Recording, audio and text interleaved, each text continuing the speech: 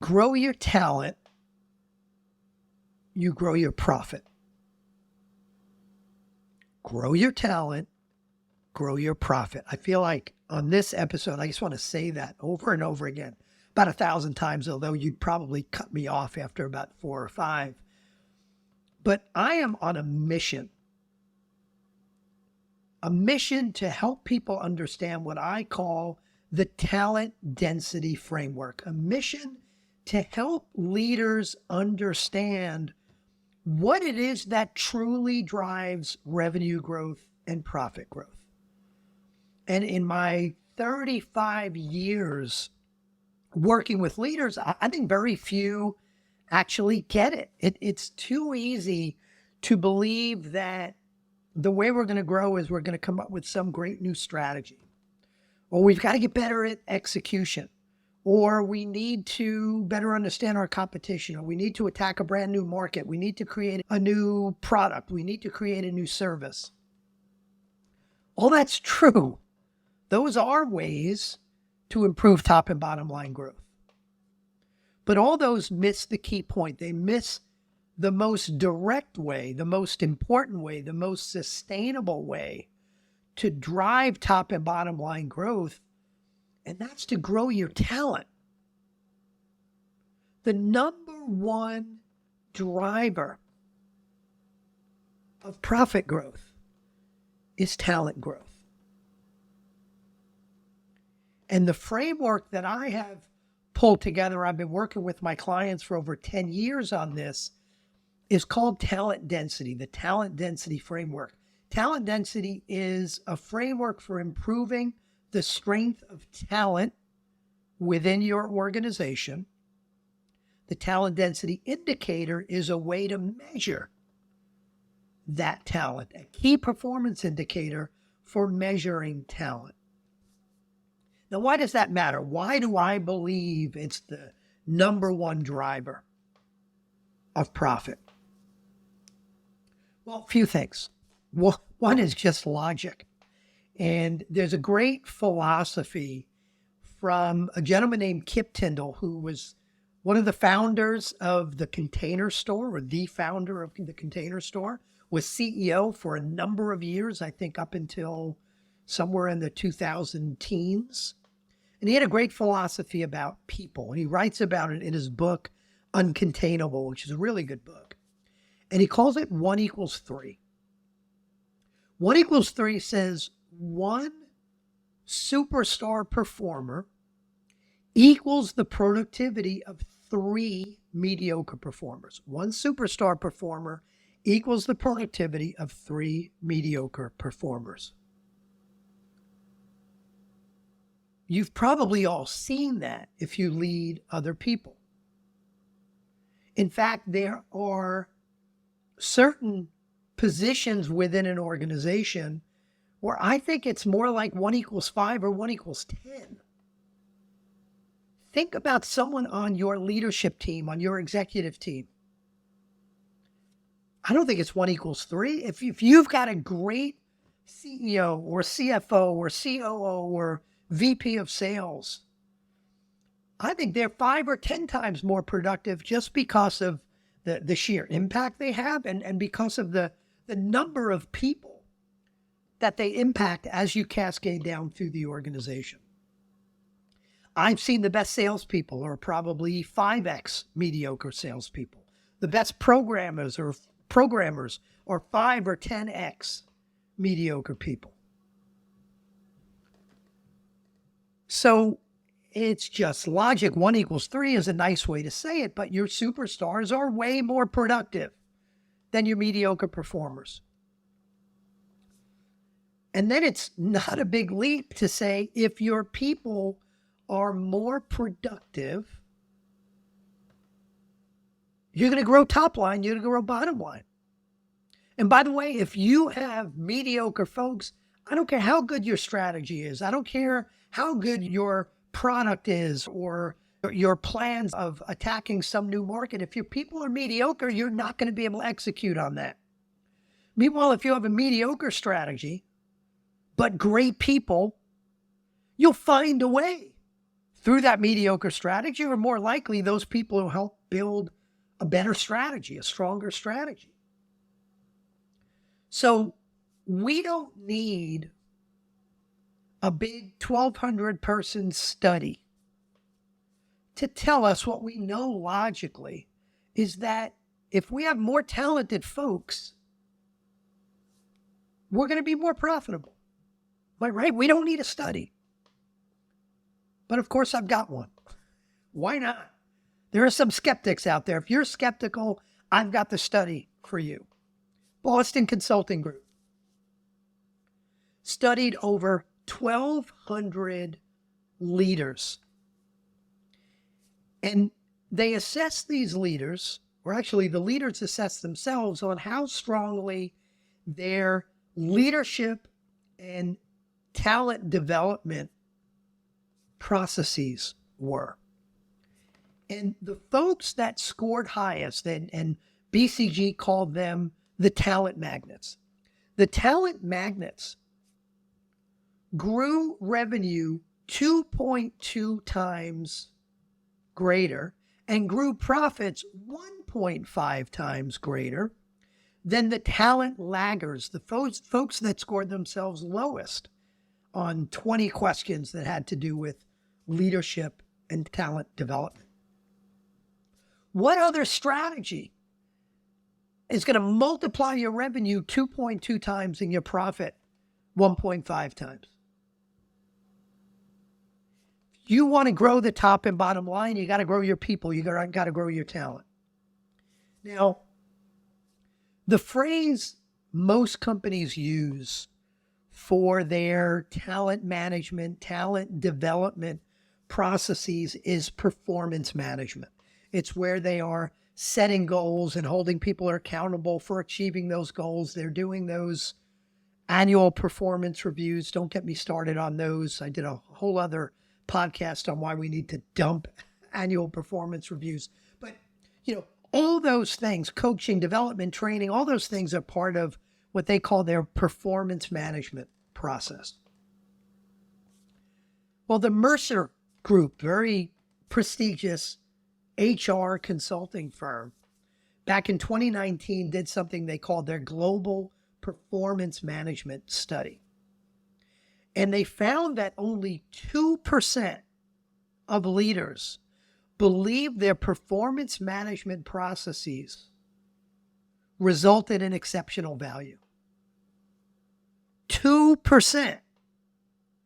Now, if we believe 1 equals 3, if we believe if you grow your talent, you grow your profit, if we believe the BCG study, then the fact that only 2% of leaders believe their performance management processes are adding real value, that should scare the crap out of us. Now, maybe you believe you're better than that, and that's great. But we need a better way. We need a better framework. Now, before I share that framework with you, I want to talk about what I've seen and why I think those performance management tools and processes are not working. Number one, most companies I see have inadequate or no measures of individual and team performance. Sure, they're measuring revenue and gross margin and net profit. But when it comes down to measuring an individual and say, what does productivity mean? What's the measure of success for that marketing analyst, for that HR manager, for that logistics director? How are we measuring success? Do we measure success of marketing by saying, well, our website looks beautiful. The new logo looks great. The text on the new email campaign, that's amazing. We've got more hits to our website. Or should we be measuring marketing on marketing qualified leads that get handed off to sales? How are we measuring recruiting? Are we measuring it by the number of people they hire and how fast they hire them? Well, that sounds like a measure of quantity, not quality. Should we be measuring them on the number of A players that they hire? There are certain roles within the organization, like sales, where of course you're going to measure, new clients or new revenue, or like accounts receivable, where you may measure days outstanding. But for too many roles within the organization and functions within the organization, we do not have clear measures of success. That's reason number one why I think our performance management systems are not very good. Reason number two is we have not trained our leaders on how to do the right job coaching and developing their people. Most leaders don't know how to be coaches. They don't know the difference between holding someone accountable and coaching someone. They don't understand that coaching is asking the right questions to help your direct report or whoever you're coaching come up with the right answer for them. It's not just giving them advice and training them to just come back to you whenever they have a problem. So our leaders are not very good at coaching and development.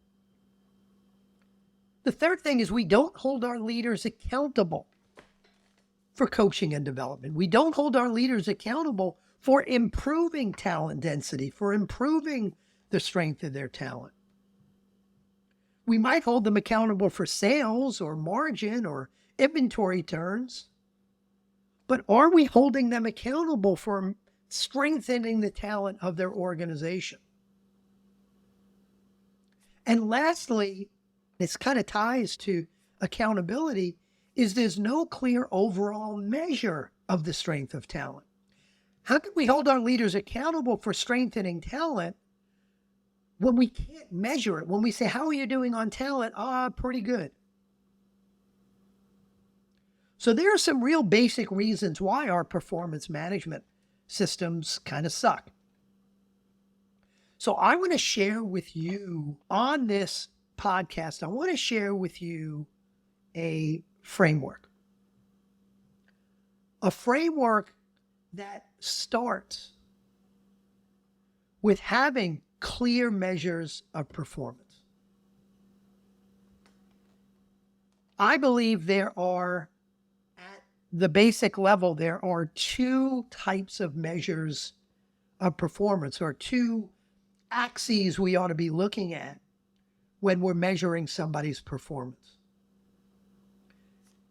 Number one is productivity.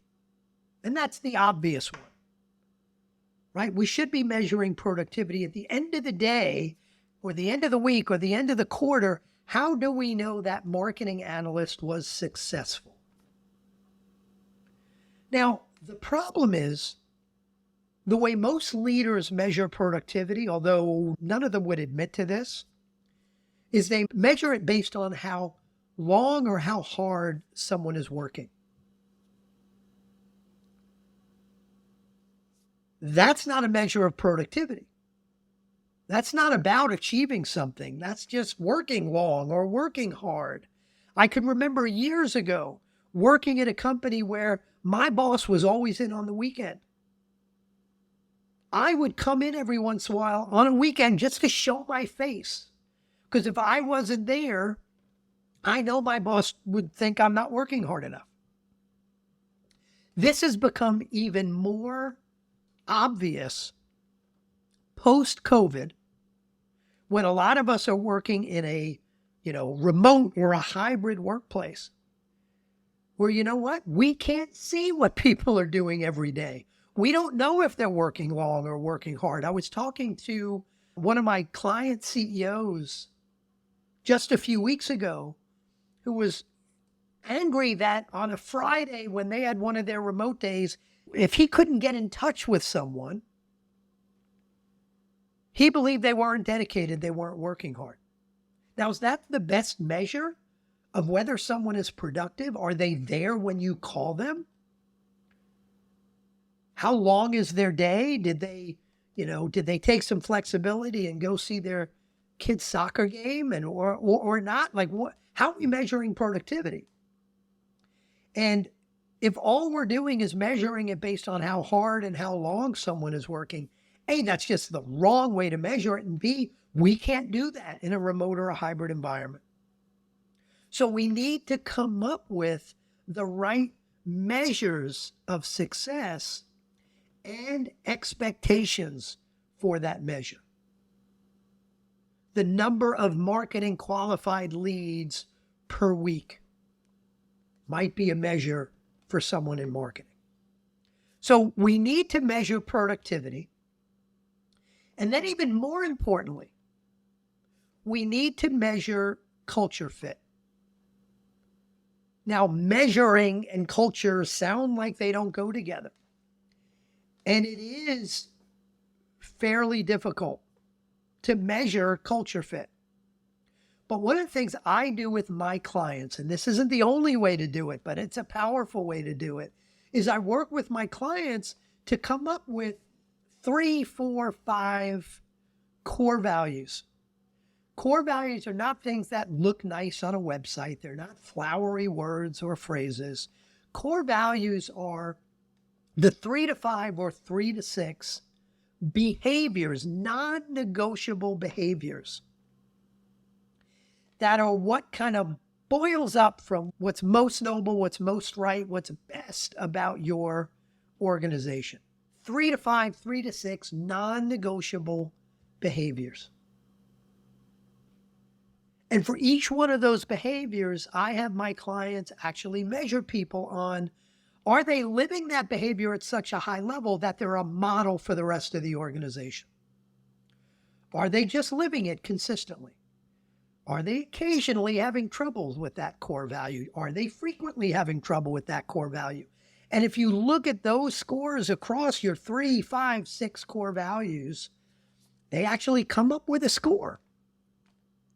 And I have, for productivity and for culture fit, a very specific set of guidelines I use with my clients so they can come up with scores on a scale of 0 to 10 productivity, 0 to 10 culture fit. And as a result of both of those scores, we know whether someone is performing at an A level, a B level, a C level, or what I call a toxic C level.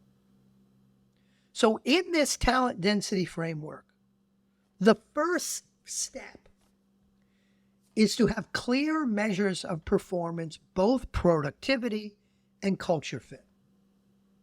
That's step one. Number two is something I call the quarterly talent assessment meeting. Now, there is a whole other podcast you can listen to called the quarterly talent assessment. Listen to that. It'll dive into more detail on this piece. Because I did that episode, I'm going to keep this up at a little bit of a higher level. But the quarterly talent assessment meeting is where you get your team together. So if you're the CEO, this would be your leadership team. If you are the head of marketing, you would be part of that leadership team in the meeting, and you would also do this with your marketing team. In this meeting, you are bringing your evaluations quarterly for all of your direct reports. What's their productivity score? What's their culture fit score? Where do they fit on this model of A, B, C, toxic C? The purpose of this is not just to say, here are my high performers, here are my low performers. The reason to do this as a team, and if you listen to that podcast, you'll hear it's a process where each member of that team gets up and puts, with a Post-it note on a flip chart, they're putting each person and their scores up on the flip chart for the rest of the team to see. The reason to do that in a meeting is it becomes the truth serum. It separates the easy scorers from the harder scorers. It allows you, if someone says, well, Joe is a 9 in productivity and a 9 in culture fit, therefore, I believe he's an A player. It allows the rest of the team to go, wait a minute. Joe hasn't hit a sales goal in 2 years. How are you giving him a 9 in productivity? Raj is a 10 in productivity and an 8 in culture fit. It allows the team to say, wait a minute. I heard Raj in the hallway cursing out the customer service team again yesterday. How is he an 8 in culture fit?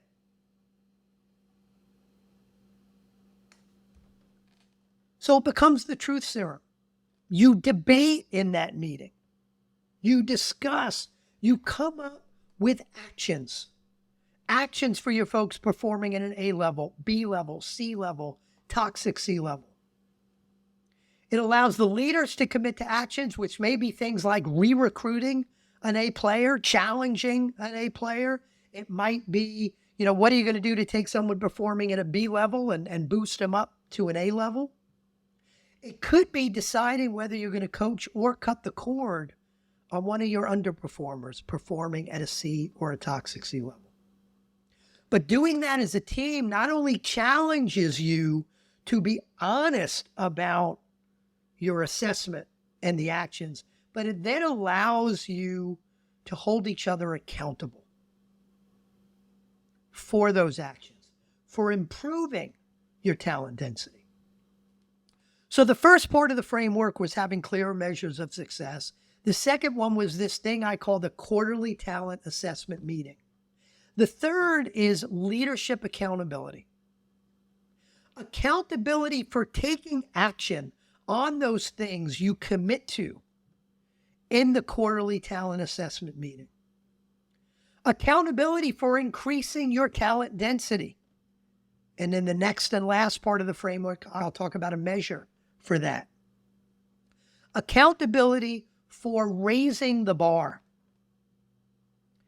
If you get to the point that you have your quarterly talent assessment meeting and you've got 80, 90% of your people are performing at an A level, that sounds great. And it is going to feel pretty good if you get there. But if you're not learning and growing, you're dying. If you've got a whole bunch of folks, most of your folks performing at an A level, it is probably time to raise the bar. Challenge them to do more, be more, achieve more.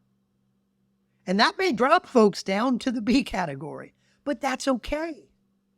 You've got to consistently raise the bar. So we need to hold leaders accountable for not just saying, oh, thank God he's an A player, I don't have to worry about him. No, raise the bar. I've seen more A players leave out of boredom than anything else. Lastly, within leadership accountability is having one-on-one meetings, holding your leaders accountable for having one-on-one meetings with their direct reports. I did a whole other podcast on one-on-one meetings called Let's Dump the Annual Performance Review. So again, I'm not going to go into a ton of detail here, but I hear leaders complain all the time. I'm in too many meetings. I don't have to do one-on-one. If I need somebody, I talk to them. We see each other in our boring weekly status meeting. I don't need another meeting. The one-on-one meeting with your direct reports, and I believe that should happen at least once every other week, if not once a week. Once a week is best. And I believe there are two different types of one-on-ones. One is what I call the feedback and accountability session. That's a one-on-one where you are holding the individual accountable for what they committed to do, where you're giving them feedback on performance and or behavior, tips and techniques to move things forward, to improve, getting commitments on what they're going to do before you meet with them next. And then the second type of one-on-one is a coaching meeting, where instead of you driving accountability and feedback, it's your direct report driving the agenda. They're coming to you with something they need coaching on. If you believe you don't have time to have productive one-on-one conversations once a week or once every other week with your direct reports, you should not have any direct reports. Period. That is a critical meeting. That's where a lot of the most important talent development happens. So, number one, clear measures of performance. Number two in the framework, the quarterly talent assessment meeting. Number three is leadership accountability. And number four is having that clear overall measure of success called talent density, or I like to call it the talent density indicator. The talent density indicator is a very simple calculation. Simple only because it assumes you've done all of this other work to assess your talent in the right way. And the talent assessment calculation is your percent superstars, your percent high performers, minus your percent low performers.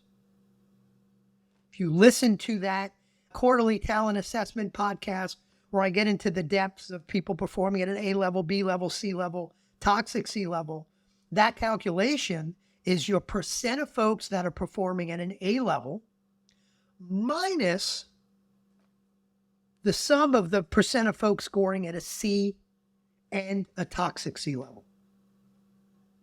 And if you think about that calculation, your TDI, your talent density indicator, is going to be anywhere from positive 100% to negative 100%. Now, when I first do this with clients, very often they'll come up with a score like negative 20% for their talent density indicator, and it scares the crap out of them, as it should. But the point is to use that as a benchmark, not to let your negative 20% paralyze you and say, I guess we're screwed. But to say, okay, we're at negative 20% now, that's our benchmark. Let's set a goal next quarter of getting that up to negative 10% or zero. Let's continue to set goals to improve our talent density moving forward. So 4 different parts of the framework.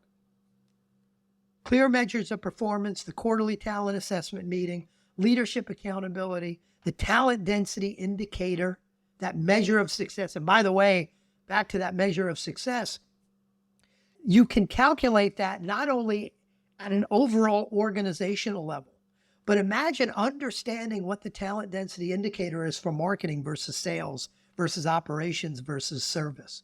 Understanding your talent density indicator at a senior leadership level versus a management level versus a supervisory level. Understanding for a leader what their talent density is. All of those things are critically important. Now, a couple of things to share before I wrap this up. One is I want to talk about labels. I used a label a number of times on this podcast to make a point,